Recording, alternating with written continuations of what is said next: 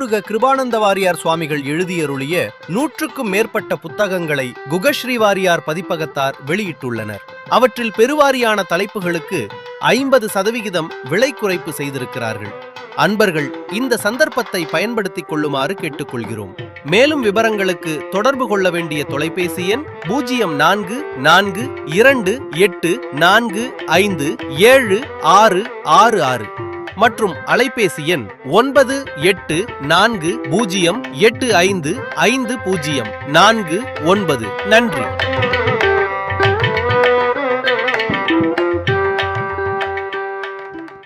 சுவாமிகளுக்கு இளமையிலேயே அன்பும் பண்பும் அணிகலமாக விளங்கி அவர் ஒரு சமயம் பள்ளிக்கு போய் வருகிற பொழுது நிழலுக்கு ஒரு மரத்தடியை ஒதுங்கினார். விண்ணிலே தங்கமயமான ஆலமரம் போவதை அவர்கள் கண்ணாலே கண்டார். ஒரு சமயம் நம்முடைய சுவாமிகள் திரு ராமேஸ்வரம் போய்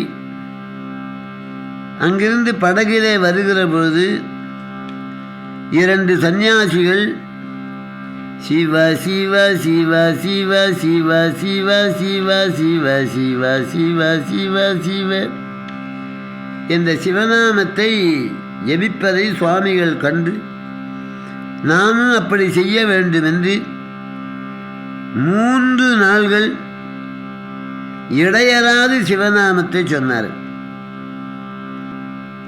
அதன் பலனாகத்தான் அவர்களுக்கு தபோ சக்தி உண்டாகி ஒரு ஜோதிஷர் அவருடைய கைரேகையை பார்த்து, நீ பிற்காலத்திலே சிறந்த புலவர் பெருமானாகவும் வாக்கு பரிதம் உள்ளவனாகவும்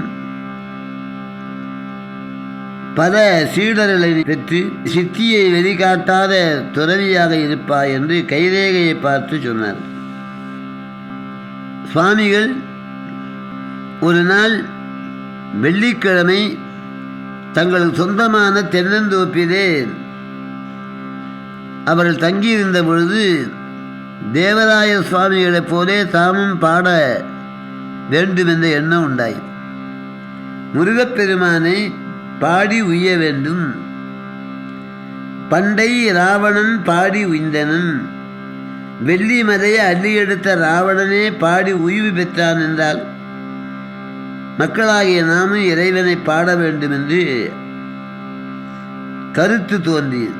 அப்போது வடக்கு நோக்கி ஒரு ஓலை ஊசி எடுத்துக்கொண்ட பொழுது அவர் திருவாக்கையிலிருந்து அவரை அறியாமல் கங்கையை சடையில் பறித்து என்ற அடி வந்து அதே முதலடியாக கொண்டு பாடினார்.